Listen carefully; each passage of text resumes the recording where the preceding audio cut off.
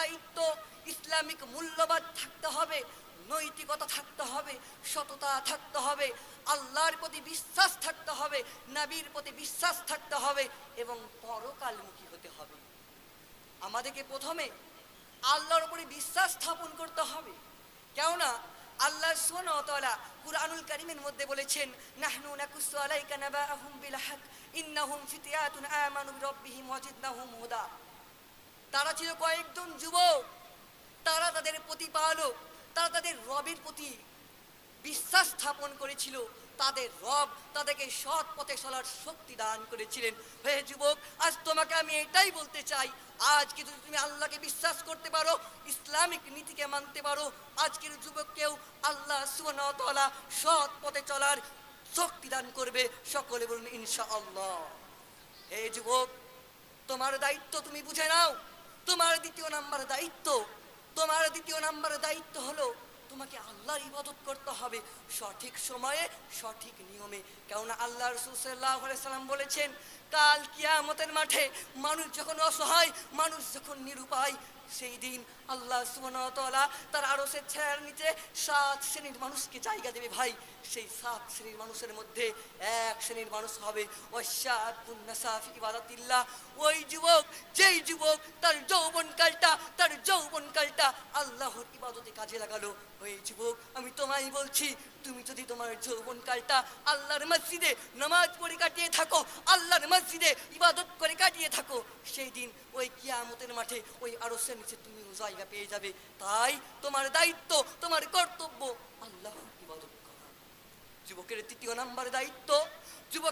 Number দায়িত্ব হলো এটাই, যুবক জ্ঞান অর্জন করবে, নিজেকে উন্নত করতে পড়াশোনায় মনোযোগী হবে। কেননা ইমাম শাফি রাহমাহুল্লাহ বলেন, যুবকের শক্তি, যুবকের জ্ঞান, যুবকের ইলম, যুবকের প্রতিভা যদি সৎ পথে ব্যবহার করা হয়, ওই যুবক একটা সমাজকে পরিবর্তন করতে অক্ষম নয়। যুবক, তোমাকে আমি এটাই বলবো, তোমার প্রতিভা, তোমার জ্ঞান, তোমার ইলম, তোমার শক্তি সৎ পথে ব্যবহার করো, যেন সমাজ তোমাকে দেখে শিক্ষা গ্রহণ করে। যুবক, 4 নম্বর দায়িত্ব তোমার বুঝিয়ে দিই আমি। আল্লাহ সুবহানাহু ওয়া তাআলা বলছেন, কুনতুম খায়রা উম্মাতিন উখরিজাত লিন-নাস তা'মুরুনা বিল মারুফ ওয়া তানহাউনা আনিল মুনকার ওয়া তু'মিনুনা বিল্লাহ। অর্থাৎ, হে যুবক, আমি তোমাদেরকেই লক্ষ্য করে বলছি। আল্লাহ সুবহানাহু ওয়া তাআলা বলছেন, তোমরা হলে উত্তম এবং তোমাদেরকে মানুষকে ভালো কাজের আদেশ করার জন্য পাঠানো হয়েছে। তোমরা মানুষকে ভালো কাজের আদেশ করো, মন্দ কাজ থেকে নিষেধ করো। কেমন? এই যে সভা, এই সভাতে আজ তোমাকে একটা পরিচয় দিয়ে যায়, আজকের সভায় একটা উদাহরণ দিয়ে যায়, সারা জীবন তুমি মনে রাখবে। বন্ধু, হে যুবক, তোমাকে আমি এটাই বলি, আমার বাড়ির আনাচা কানাচাই, তোমার বাড়ির আনাচা কানাচাই দেখবে কত প্রকার কীটপতঙ্গ, মশা মাছি আসছে, বসছে, আর দেখবে মানুষের ভাতের চালিতে বসছে, মানুষকে একটা রোগ দিয়ে যাচ্ছে, অসুস্থ করছে। কিন্তু ওই রকমই একটা প্রাণীটার নাম হলো মৌমাছি। ওই মৌমাছি প্রাণীটা, ছোটবেলায় একটা কবিতা পড়েছিলাম, মৌমাছি মৌমাছি কোথা যাও নাচি নাচি, একবারে দাঁড়াও না ভাই, ওই ফুল ফোটে বনে যাই মধু আহরণে, দাঁড়াবার সময় তো নাই। ওরে বন্ধু, ওই মৌমাছি কতই না কষ্ট করে 1 মাস 2 মাস ধরে একটা মৌচাক তৈরি করলো, আর ওই মৌচাকের মধু খেয়ে মানুষ তৃপ্তি লাভ করলো। বড় যুবক, তুমি কোন চরিত্রে নিজেকে চরিত্রবান করবে? যেই চরিত্র ওই মশার মতো যে মানুষকে একটা রোগ করলো, না ওই মৌমাছির মতো যেই মৌমাছি মানুষকে একটা তৃপ্তিকর খাবার দিয়ে গেল? ওরে যুবক, আমি তোমাকে এটাই বলতে চাই, তুমি সমাজের মধ্যে ভালো কিছু করো, যেন তুমি মৌমাছির মতো হও, মশার মতো হও না। আজকে যুব সমাজ আছে, আজকে আমাদের পাড়ায় পাড়ায় ক্লাব রয়েছে, সংগঠন রয়েছে, কিন্তু ক্লাবের মধ্যে আল্লাহ রাসূলের আদর্শ নেই। আজকে ক্লাবের মধ্যে রয়েছে ক্যারাম বোর্ড। আর কি বলবো যুবক, তোমাকে বলার অনেক কিছু আছে।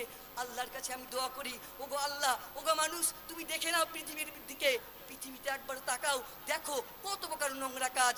আমার চিন্তা ভাবনায় এই নোংরা কুকর্ম 2টা কারণে এসে থাকে। ভাব, এই 2টা কর্ম কি? এক হচ্ছে ইমানি দুর্বলতা এবং অন্যায় কাজ থেকে বাধা না দেওয়া, আর একটা হলো মানুষকে ভালো কাজের আদেশ না দেওয়া। যুবক, তোমাকে আমি এটাই বলি, লাস্ট পয়েন্টে তুমি এইটাই করো, মানুষকে খারাপ কাজ থেকে নিষেধ করো আর ভালো কাজের আদেশ করো, এটাই যথেষ্ট হবে সমাজকে পরিবর্তন করতে। আল্লাহ, তুমি প্রত্যেক প্রত্যেকটা যুবককে সৎ পথে চলার এবং নিজের দায়িত্ব পালন করে মৃত্যুবরণ করার তৌফিক ইনায়েত করুন। সকলেই বলি আল্লাহুম্মা আমিন। ওগো আল্লাহ, আজকের যুবক যে পথ হারা দিশাহারা হয়ে গিয়েছে, তাদেরকে সৎ পথে আনার জন্য তাদেরকে আল্লাহ তুমি সৎ পথে আনো। আমিন।